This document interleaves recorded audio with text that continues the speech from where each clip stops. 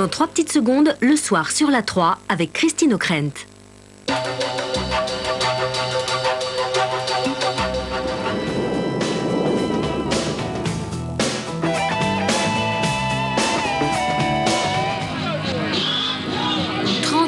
Sépare l'assassinat de Kennedy et l'élection de Clinton. À travers les témoignages d'Américains célèbres ou inconnus, de Dallas à Dallas s'efforce de répondre aux questions que nous nous posons sur l'Amérique d'aujourd'hui. Mardi 21h35, de Dallas à Dallas, dans Planète Chaude, sur France 3.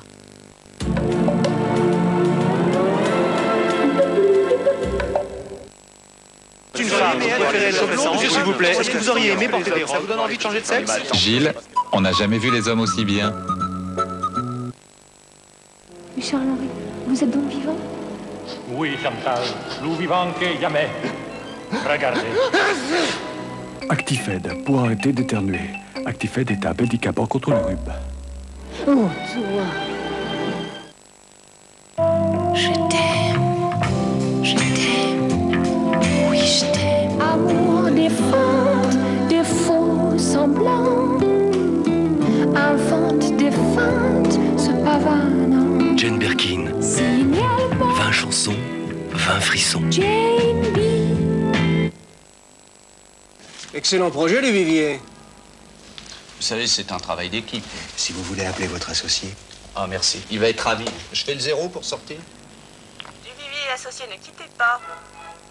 Aujourd'hui, faute d'un bon équipement téléphonique, de nombreuses entreprises laissent trop d'appels sans réponse. Ah, Vivaldi.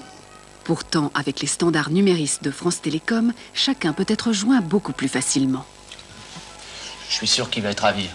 Mais oui, certainement. Dès que votre standard vous l'aura passé. Et si vous communiquiez avec les outils d'aujourd'hui? Ah, je voulais vous remettre nos nouvelles cartes de visite. Comme vous pouvez voir, tout le monde peut être rejoint directement. Alors Vivaldi, c'est fini. Les standards numéris. Renseignez-vous au 0536 0536. La voix nouvelle de l'information, c'est Jean-Luc Delarue. De 7h à 9h, je serai avec les meilleurs analystes et journalistes pour essayer de vous donner la meilleure information.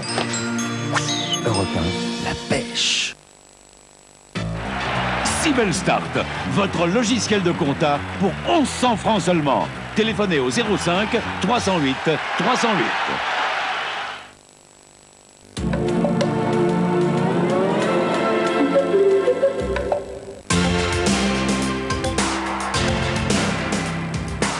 Qui s'appelle comme ça? Dustin Hoffman, Tom Cruise, Rain Man, le chef-d'œuvre aux 4 Oscars pour la première fois à la télévision. 2 stars du cinéma face à face. T'es génial. Ouais. Ah, il est midi 11. Et voilà, Ray. Oui. Tu danses? Oui. Ça y est. Oui, je danse. Des frères que tout sépare partent à la découverte du rêve américain. Un film légendaire. Comment c'était? Mouillé. Je suis content que tu sois mon frère. Je suis un excellent conducteur. Rain Man avec Dustin Hoffman et Tom Cruise, mardi 20h50 sur France 2. Avec Multipoint, de nouvelles émissions dites interactives arrivent. Possesseur de la carte Multipoint, à vous de jouer maintenant. Voici un code Multipoint valable cette semaine sur France 3 et il y en a un autre sur France 2. Saisissez-vous immédiatement tout de suite de votre carte Multipoint, tapez la touche Action, entrez le code qui est sur l'écran, oui, voilà comme ça, et zou, tapez la touche Entrée. Vous venez de gagner 1000 multipoints, et voilà. Pour en savoir plus et participer, 36 68 68 23 ou 36 15 France 3.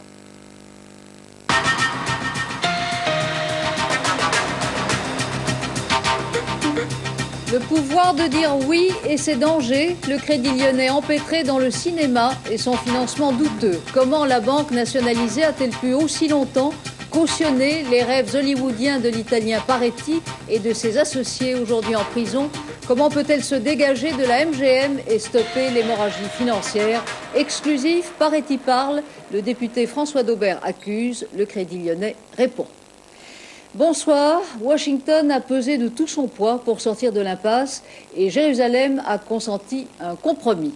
Sur les quelques 400 Palestiniens expulsés le 17 décembre dernier, au scandale et à l'embarras de la communauté internationale, une centaine vont pouvoir rentrer chez eux. Un pas dans la bonne direction, d'après la Maison-Blanche. Xavier Bodin-Hulin. Pour permettre de continuer les négociations de paix, Israël sait qu'il faut faire des concessions des deux côtés. Voilà ce que vient de déclarer Yitzhak Rabin à l'issue du Conseil des ministres extraordinaires qui, dans le cadre d'un accord global avec les États-Unis, a pris les décisions suivantes. Retour imminent d'une centaine des 400 Palestiniens expulsés depuis 45 jours. Réduction de moitié de la période d'exil pour les autres, soit 1 an au lieu de 2, et ravitaillement en vivres et en médicaments du camp par des hélicoptères. À New York, cet après-midi, le secrétaire d'État américain Warren Christopher rencontrait Boutros Ghali. Il a fait part de son optimisme, car pour éviter des sanctions des Nations Unies et permettre la reprise des négociations de paix, Israël n'avait pas d'autre solution.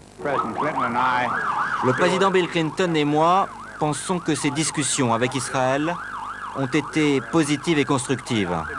Nous sommes très optimistes et pensons qu'elles pourront ouvrir la voie à une solution à ce problème et nous permettre de classer l'affaire. Pour classer l'affaire, cela sera-t-il suffisant? Les expulsés réaffirmaient aujourd'hui qu'ils s'opposeraient à toute demi-mesure. Ils souhaitent l'application entière de la résolution 799, c'est-à-dire le retour de tous les expulsés dans leur foyer en toute sécurité. Mais par ce geste, Israël s'assure désormais le soutien des États-Unis qui mettront leur veto à toute sanction.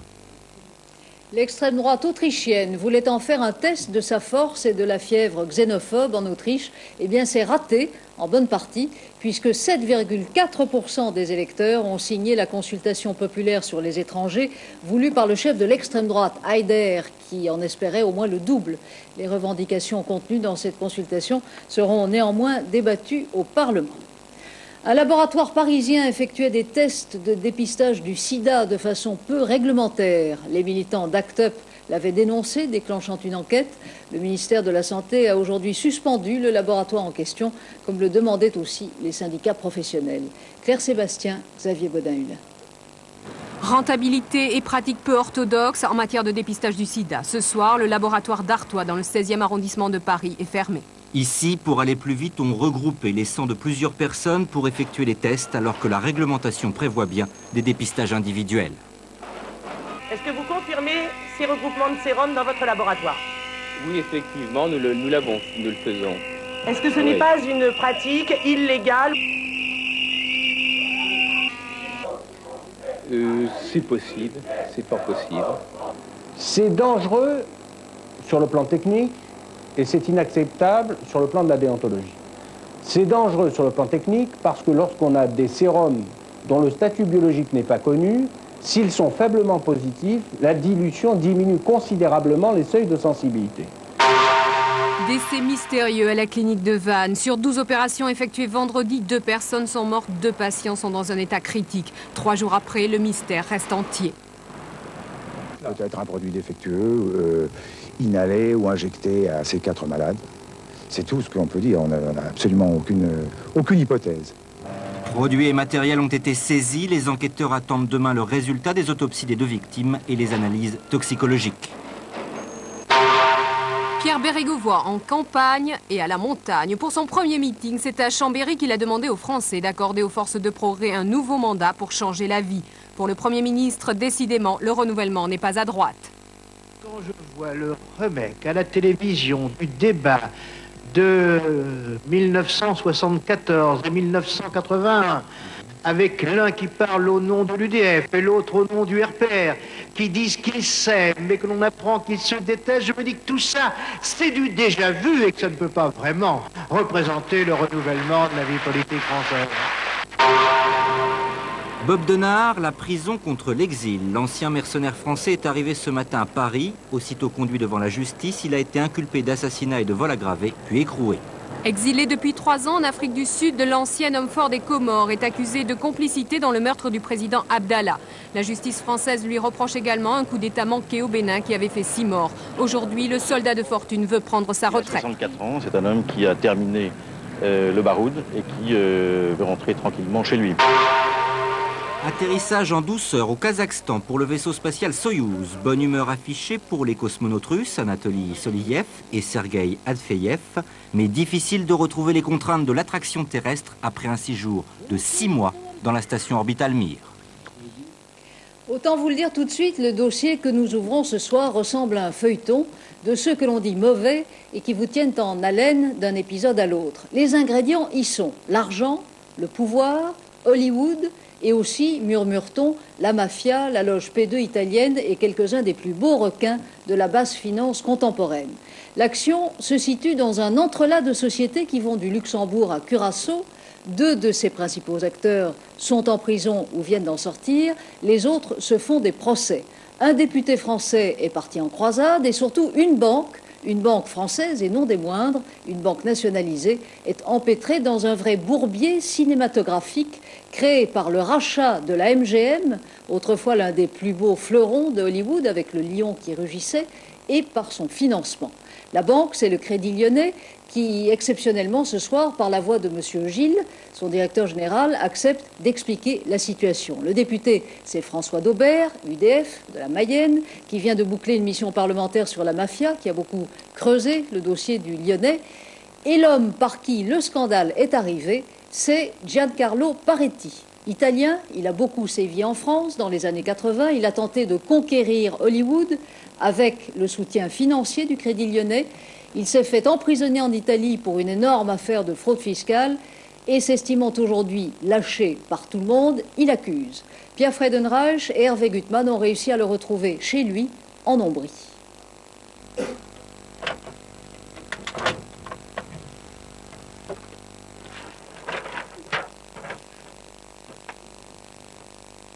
Il n'y a pas les lions ici, hein. Il n'y a pas les lions, mais les Crédillonnais. 1 milliard 350 millions de dollars. 1 milliard 360 millions de dollars. Pas mal. Giancarlo Paretti, l'apparence paisible d'un bon père de famille. Pourtant, plane sur l'homme d'affaires italien un épais brouillard. Paretti inquiète et intrigue. Passé suspect, séjours en prison, démêlés avec la justice et surtout, complicités occultes. Le président de la commission d'enquête parlementaire sur la mafia aurait pu intituler son rapport « Paretti » ou le roman d'un tricheur. Pour François Daubert, c'est avec ce Paretti-là que le Crédit Lyonnais traite. Si l'argent vraiment il vient de la mafia, de la drogue, il veut dire que la banque a blanchi l'argent de la drogue et de la mafia. Parce que moi, je ne suis pas venu ici avec des casses d'argent, des billets. Moi, je suis venu avec des chèques de la société panamienne et une banque des Bahamas. Donc, j'ai payé avec des chèques vrais tirés sur le Crédit Lyonnais. Justement, c'est avec ces chèques et 500 millions de dollars de crédit du Lyonnais de Rotterdam que Paretti va s'offrir Hollywood. En mars 1990, Paretti est donc le nouveau PDG de la MGM. Pas pour longtemps, à peine quelques mois en fait, le Crédit Lyonnais revient sur sa décision. De prétoire en prétoire, et après un an de bras de fer, la banque se débarrasse enfin de l'encombrant italien. Moi, je pense encore aujourd'hui qu'il est une guerre politique. Donc, la lobby qui est contraire à cette opération de cette européenne, un plus catholique, qui s'est mise de ce côté, moi, je pense qu'il a mis un couteau sur la gauche des Crédillonnais. Il a dit, pour tout faire tomber lui, on nous fera la guerre à vous. Donc, quel lobby? Moi, je dirais la lobby de Hollywood, juif, la lobby de Paris, juif, des cinémas. Vous savez faire la même chose. Je pense que les ministres veulent voir la même chose, donc pas difficile. Jacques Lang est sans doute la même chose. C'est-à-dire faire pression sur le Crédit Lyonnais pour vous lâcher. Oui. Parce qu'il est incompréhensible. Il est incompréhensible parce que je ne sais pas combien durera cette guerre. Mais moi, je suis certain qu'au final, je gagnerai la guerre. Incompréhensible, revirement de situation pour Giancarlo Paretti. Lâché par le Lyonnais, dont il est pourtant depuis 1987 l'un des meilleurs clients, avec plusieurs milliards de dollars de mouvements de capitaux par an. Lâché par ses amis socialistes italiens, mais aussi français, Paretti était un habitué de la rue de Solferino, où il avait un bureau. Aujourd'hui, on lui reproche ses fréquentations et de jouer avec le feu. Mais à 50 ans, cet ancien garçon de café devenu milliardaire et avec des relations en or, s'est juré de récupérer au Lyonnais la Metro-Goldwyn-Mayer. Il n'a pas fait le banquier. Il n'a pas fait le banquier. Il a fait une escroquerie. Le Crédit, c'est l'État français, hein. L'État français, donc. Moi, je dis toujours, si vous voulez que moi je m'arrête, vous avez seulement un choix de me tuer. Et attention, que si vous me tuez, ma famille continuera. Et vous pensez qu'ils y pensent? Je ne sais pas. Je ne vais pas répondre. Mais sans doute, il est une des choses que moi j'ai mises dans les comptes. Il a cherché de me faire arrêter, il a cherché de me mettre en prison, il a cherché beaucoup de choses. Mais moi, je n'ai pas peur de ça. Moi, je suis une socialiste vrai. Il, pour Paretti, c'est Jean-Yves Aberer, le PDG du Crédit Lyonnais. Et comme Paretti est originaire d'Orvieto, et comme Orvieto est la ville de Pinocchio... Avec vous, je voyais un petit paquet de Pinocchio. À qui? À Aberer. Et pourquoi? Parce qu'on peut mentir, je pense. Comme les gens de l'Ombrie Verte, Paretti est fier. Vexé, il se considère volé.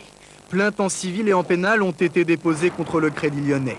Entre la banque et l'Italien, la guerre de la MGM n'est pas finie.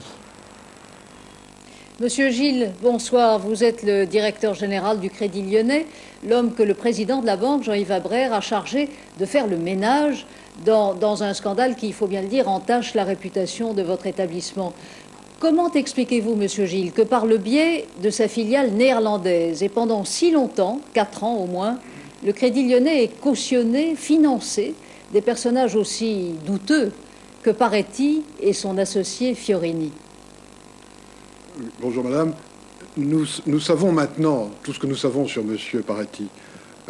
À l'époque, notre filiale n'avait pas toutes les informations dont nous disposons aujourd'hui. Mais pourtant, Paretti avait déjà été bloqué dans l'achat de pâté.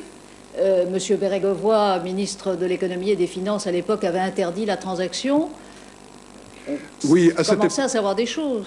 Oui, à cette époque, Paretti et les sociétés de monsieur Paretti étaient des clients tout à fait normaux de CLBN, de notre filiale néerlandaise CLBN. Monsieur Paretti gérait la société Canon et il semblait la gérer bien. Alors, à la suite de ce que vous dites, au moment de l'acquisition de MGM, CLBN n'avait pas l'intention, n'avait absolument pas l'intention d'accroître ses risques sur ses prêts à monsieur Paretti. En fait, CLBN a été doublement trompée. Elle a été doublement trompée par le vendeur de MGM qui a trompé CLBN sur les perspectives de MGM, et notre filiale a été trompée par l'acheteur Paretti qui a présenté un plan de financement qui a prouvé ensuite n'avoir pas de réalité. C'est-à-dire qu'il a amené CLBN à préfinancer certains investissements, d'ailleurs avec confirmation de certains des investisseurs pressentis, et il est apparu ensuite, peu de temps après, quelques semaines après, que ces investissements-là étaient irréels. Mais, monsieur Gilles, comment est-ce possible de la part de gens expérimentés, des spécialistes du financement du cinéma depuis des années, qui certainement n'étaient pas des enfants de cœur en la matière et qui savaient quand même à qui ils avaient affaire? Après coup, effectivement, on peut penser que ce type de décision n'aurait pas dû être prise. D'ailleurs, vous vous en êtes débarrassé. Mais c'est une décision qui a été prise en peu de temps, car M. Paretti avait présenté le 28 octobre 1990 un plan de financement complet. Et le 30 octobre 1990, il est apparu des manques dans ce plan de financement, et CLBN a fait des crédits relais pour combler ces manques, sur la base des engagements qui avaient été pris par M. Paretti et par certains investisseurs. Mais je tiens quand même à préciser qu'il ne s'agit pas du tout du $1,3 milliard évoqué d'une manière totalement manipulatrice par M. Paretti. M. Paretti a présenté des chèques. D'abord, sur les chèques qu'il a présentés, il y en a un qui est faux. Et puis, deuxièmement, sur les autres chèques, quand une banque paye des chèques, ça ne veut pas dire qu'elle assure le financement. La plus grande partie des provisions pour ces chèques avait été constituée par des ventes d'actifs de MGM, par des avances de grands distributeurs, Turner, Warner. D'autre part, une partie du prix avait déjà été payée sous forme d'acompte. Et donc, MGM est intervenu, mais n'est pas intervenu du tout pour le montant indiqué par M. Paretti. Alors, François Daubert, vous avez beaucoup travaillé ce dossier du Lyonnais. Vous avez demandé, même sans succès à l'époque, je crois, une enquête parlementaire. Vous publiez chez Plomb un gros ouvrage, L'argent sale, qui se lit comme un policier et qui démêle les agissements des uns des autres. Est-ce que pour vous, l'affaire Crédit Lyonnais-Paretti paraît réglée aujourd'hui? Est-ce qu'elle paraît transparente? Non, je ne crois pas. C'est une affaire qui va peser lourdement encore, au moins dans les bilans du Crédit Lyonnais. Mais ce qu'il faut voir, c'est qu'elle remonte en 1986. C'est à la fin 86 que Lyonnais a pris Paretti comme client, probablement sur des recommandations politiques. Et à l'époque, vous dites, Monsieur Gilles, on ne savait pas qui c'était. Mais c'est pas vrai. Paretti avait déjà fait 3 fois de la prison en Italie. Et puis, je sais pas, moi, quand vous prêtez de l'argent à un petit commerçant ou à un patron de PME, on se renseigne sur lui.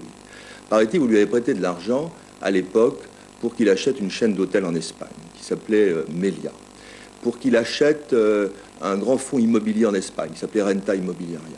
Vous lui avez prêté aussi de l'argent pour qu'il rachète Canon, parce que c'est vous qui lui avez mis le marché de Canon en tête, parce que Canon, c'était un de vos anciens clients, c'était un de vos clients qui allait mal. Et en réalité, pour sauver Canon, vous êtes allé chercher Paretti. C'était pas une très bonne idée, d'autant plus que c'était fait par la banque, votre filiale de Rotterdam, qui est l'ancienne banque Slavenbourg, qui a eu un procès retentissant et dont on sait qu'elle était la banque de la mafia hollandaise, avant que vous la rachetiez. D'autre part, Paretti, il suffit d'enquêter un petit peu dessus. Moi, j'y suis parvenu et je veux dire, j'ai simplement des moyens parlementaires. C'est un proche d'ami de la mafia italienne. Ça s'est établi. Deuxièmement, il avait été condamné pour escroquerie. Et troisièmement, c'est vrai, c'est l'ami des socialistes. Il était l'associé du frère de M. De Michelis, l'ancien ministre socialiste des Affaires étrangères italien. Et en 1987, il a tenté de sauver le Matin de Paris, qui à l'époque était dirigé par M. Quilès. Alors en fait, l'affaire est beaucoup plus compliquée que vous la présentez. Je comprends que vous simplifiez un petit peu, parce que c'est pas une affaire très agréable pour une grande institution comme le Crédit Lyonnais, et on a eu tendance en plus à rejeter un petit peu la responsabilité sur la filiale de Rotterdam. Mais M. Abraire, président du Crédit Lyonnais, M. Wolkenstein, qui était directeur de l'International, ils étaient membres du conseil d'administration du Crédit Lyonnais de Rotterdam.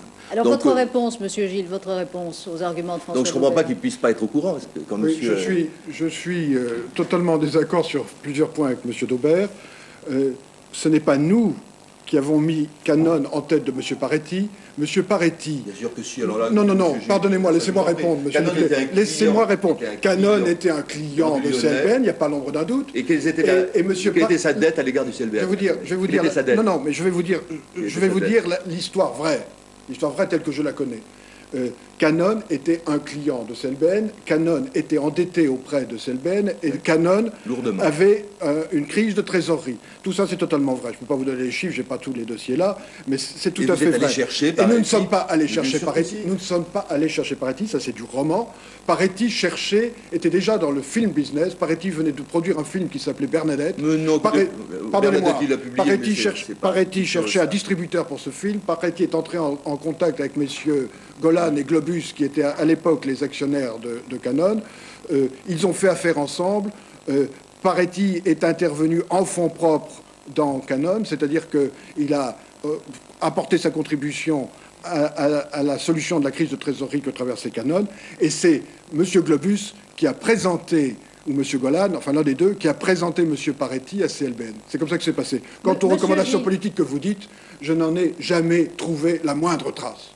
Non, mais ce ne sont pas des choses qui s'écrivent, M. Gilles. Des recommandations politiques. Je peux vous dire que... M. Abraire est quelqu'un qui réagit dès que M. Bérégovoy bat les sourcils ou les cils. M. Abraire est là pour prêter de l'argent. Il a prêté à M. Tapi, M. Maxwell, à quelques autres. M. Abraire n'était pas président du Crédit Lyonnais en 1956. Non, mais il était en 1956, ça remonte un petit peu haut. Mais non, mais M. Paretti est entré dans Canon. M. Paretti est entré dans Canon en 1957 et M. Abraire n'était... Et M. Abraire... Et M. L'évêque n'était sans doute pas sensible aux recommandations politiques que vous dites. Moi, j'ai prévenu M. Abraire... C'est du roman. Début 1980. Non, c'est pas du roman. Le roman noir, c'est lui. Il a été écrit par le Crédit Lyonnais. Et il a été écrit par le Crédit Lyonnais de Rotterdam. Alors, aujourd'hui, où est-ce que vous en êtes vis-à-vis de la MGM? C'est ça que je voudrais savoir. C'est combien est-ce qu'il y a d'engagement sur la MGM? Et d'autre part, on a vu Paretti, mais Christine Ockrent a parlé de Fiorini. Fiorini, il est en prison à Genève. Vous avez prêté des centaines de millions de dollars à ses filiales, aux filiales de la société de Fiorini qui s'appelle la SASEA. Fiorini est quelqu'un de pas très recommandable. Il a été mêlé aux affaires de la Loge P2. La Loge P2, c'est l'attentat de la gare de Bologne en 1980 en Italie. C'est le scandale du Banco Ambrosiano. Franchement, est-ce qu'une banque nationalisée pouvait se permettre de prêter à des gens comme ça? Quand je pense que quand un commerçant vous demande de l'argent, vous l'embêtez, vous lui demandez des garanties. Là, vous avez prêté à n'importe qui pour faire n'importe quoi et n'importe comment. Vous me permettez de vous répondre? Bien sûr. Bon, vous me posez beaucoup de questions. La première concerne où en sommes-nous pour MGM? Quels sont nos encours sur MGM? Il suffit de lire les documents publiés par MGM. MGM est une société dont les titres sont cotés. MGM est une société qui fonctionne. Nous assurons le financement du fonctionnement de cette société. Nous assurons le financement de la production de films comme Thelma et Louise ou comme Mice and Men. Ce sont des films qui produiront des recettes. Ce sont des financements tout à fait normaux et tout à fait sains. Combien par jour en ce moment Non, monsieur Gilles, attendez, c'est une question importante. Permettez-moi au moins de répondre. J'étais en train de vous dire le chiffre de nos encours sur MGM. À la fin, dans le dernier rapport public publié par MGM, la dette de MGM envers CLBN est de 735 millions de dollars. Et ce sont des crédits sains. MGM perd encore cette année parce que l'acquisition apporte et la gestion, Kerkorian, puis la gestion, paraît-il, ont pesé lourd sur le résultat d'exploitation de MGM, mais nous savons, parce que nous avons fait des travaux extrêmement sérieux et que nous avons un business plan et que nous avons des projections qui ont été vérifiées cette année et qui seront vérifiées l'année prochaine, nous savons que MGM réalisera en 1993, cette année, un bénéfice d'exploitation. Mais Monsieur Gilles, jusqu'à présent, combien est-ce que cet engrenage de la MGM vous a coûté, jusqu'à présent? Madame, il faut distinguer deux éléments. Nous avions effectivement, à la suite de ce que je vous ai dit, et puis parce que précédemment nous avions consenti, notre filiale avait consenti des concours bancaires aux sociétés de M. Paretti. Nous avions, plusieurs sociétés. Laissez-moi répondre. Non, mais c'est un des problèmes. Laissez-moi répondre. Pourquoi vous avez éparpillé? Non, nous n'avons pas éparpillé les crédits. Je vais vous donner le total. Je vais vous donner le total. Laissez-moi vous donner le total. Le total. Nous avions, au moment où nous avons rompu les relations avec M. Paretti, nous avions sur toutes les sociétés qu'évoque M. Daubert, nous avions de l'ordre de 580 millions de dollars. Nous en avons utilisé 480, et nous avions en garantie un certain nombre d'actifs, et notamment... Pardonnez-moi, a dit 888 millions de dollars début juillet 1991. Ça comprenait deux éléments. Je vais vous parler du deuxième élément dans une minute, mais laissez-moi, ou dans 30 secondes. Premier élément, les créances sur les sociétés de M. Paretti, 580 millions de dollars, faites-moi crédit une seconde, dont 480 ont été utilisés pour mettre la main, en vertu de nos nantissements, sur les actions de MGM. Bon. Et ce qui fait que nous sommes maintenant propriétaires de ces actions et que nous espérons bien en retirer cette valeur. C'est le rôle d'une banque d'être propriétaire d'une société américaine de production de cinéma qui est au bord de la faillite. Monsieur le député, nous sommes propriétaires de la salle Pleyel et vous savez, nous sommes propriétaires de la salle Pleyel à Paris. Vous savez comment nous sommes devenus propriétaires de la salle Pleyel en 1930 par l'exécution d'un gage. Eh bien, nous sommes à l'heure actuelle propriétaires des actions de la MGM par l'exécution d'un gage. Alors, je pensais pas deuxième élément. Est-ce que ça veut dire que vous avez l'intention d'y rester? Vous n'avez pas l'intention de provisionner les pertes et de tirer le trait? Vous voulez rester et continuer? Je tiens d'abord à vous faire une réponse complète. Le deuxième élément, ce sont les crédits de fonctionnement à MGM. Et ça, nous avons bien l'intention de les récupérer. Et chaque fois que nous dépensons, je dirais, en crédit $1, nous vérifions que nous pouvons compter sur des recettes à venir de $1 ou plus. Quel est le salaire de M. Ladd, en ce moment, le directeur de la MGM? Je n'ai pas à faire de déclaration de cette nature. Concernant une personne privée. Messieurs, je vous remercie. Encore une fois, la vivacité de votre discussion prouve à quel point le dossier est complexe, passionnant. Merci en tout cas, Monsieur Gilles, d'avoir donc, pour la première fois publiquement, en tout cas, donné le point de vue du Lyonnais sur cette affaire. Un temps d'arrêt maintenant, le palmarès du lundi, le palmarès des personnalités qui ont marqué l'actualité, selon Alain Castet. En hausse, Lionel Fleury, nouveau PDG de l'AFP, élu ce matin par le conseil d'administration. À 47 ans, cet homme bardé de diplômes, ENA, doctorat de géophysique et école d'ingénieur des télécoms, devra combattre le déficit de l'agence. 28 millions de francs pour 92. Lionel Fleury dispose de 2 ans pour redresser l'AFP. En baisse, Ségolène Royal. Au départ, le ministre de l'Environnement voulait juste rendre publique la liste des sites pollués et leurs responsables. Gros coup de pub, disent ses détracteurs, les maires et les industriels de régions concernées. La liste, 553 points noirs pour l'eau et l'air, comprend des sites dépollués où des usines ne fonctionnent plus. Sur ce site, à Stein, en Seine-Saint-Denis, elle met en cause Atokem. Atokem dit « mais c'est parfait, on a dépollué ». Non, ce n'est pas exact. Il y a eu en effet des travaux de dépollution en l'état actuel des technologies, mais il reste sur ce terrain des servitudes d'utilité publique. Ça veut dire que pour protéger la santé des citoyens, on ne peut pas construire n'importe quoi, n'importe comment sur ces terrains, même si les travaux de dépollution ont eu lieu. Mais dans son inventaire, le ministère de l'Environnement tient à préciser qu'il convient d'exploiter la liste avec prudence devant la diversité des cas répertoriés. Alors prudence. L'actualité économique ce soir, c'est d'abord la bonne tenue du franc, malgré les craintes provoquées ce week-end par la dévaluation de la livre irlandaise. Le franc est resté aujourd'hui en dessous du seuil critique des 3,40 francs par rapport aux marques. Mais ce sont surtout les opérations financières de France Télécom qui font du bruit. Martine Thiébaut. C'est 1 milliard que l'État empoche en demandant à France Télécom de prendre 2,5% du capital des AGF et 1,5% de celui de l'UAP. Et cela peu de temps après avoir déjà déboursé plus de 500 millions de francs en rachetant des parts de Thomson et de la banque Hervé. Des investissements qui ont valu à France Télécom le surnom de vache à lait. Car la direction ne cache pas qu'elle n'a pas le choix. Ces investissements dans des groupes publics les plus souvent déficitaires, excepté les assurances, sont imposés par l'État actionnaire et ne correspondent à aucune stratégie interne. Réponse du gouvernement, il est normal que l'État puisse, comme une grande entreprise privée, gérer son portefeuille de titres comme il l'entend. En fait, France Télécom gagne beaucoup d'argent et le gouvernement fait jouer la solidarité, mais France Télécom est aussi une entreprise très endettée et qui doit mener de front sa stratégie dans les services d'informatique et son déploiement international. Et puis sachez que les Américains n'ont pas l'intention de s'en prendre au SME. Selon Clyde Prestovich, un proche de Bill Clinton présent ici à Davos, les Américains ont suffisamment de problèmes intérieurs pour ne pas souhaiter un effondrement du système monétaire européen. Il déplore même que les Britanniques s'en soient mis en marge. Même son de cloche du côté de Karl Otto Pöll, l'ancien président de la Bundesbank, estime même que le franc devrait être réévalué par rapport au Deutsche Mark. Les attaques contre le franc sont donc le fruit d'un lobby anglo-saxon, une manœuvre politique. Raymond Barre s'est fâché tout rouge. Il ne faut pas y céder, a-t-il déclaré.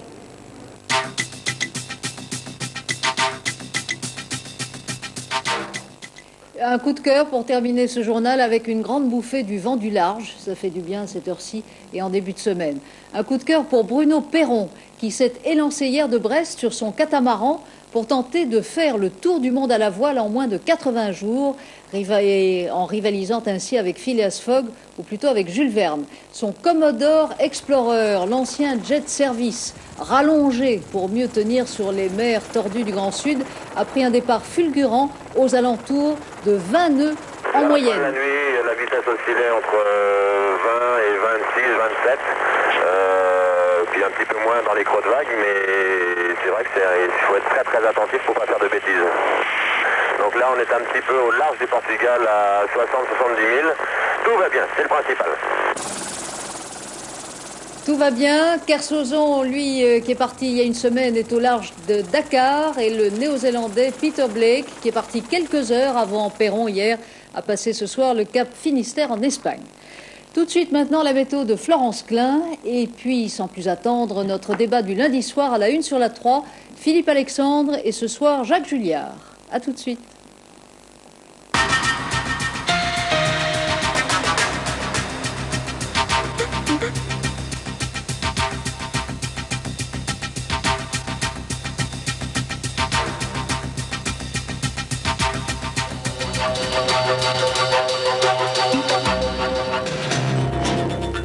Ils étaient français et combattaient les nazis. Ils étaient français, mais travaillaient en fait pour l'Union soviétique.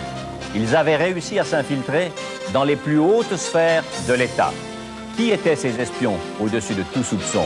Vous l'apprendrez dans la prochaine marche du siècle, mercredi 3 février, 20h45 sur France 3.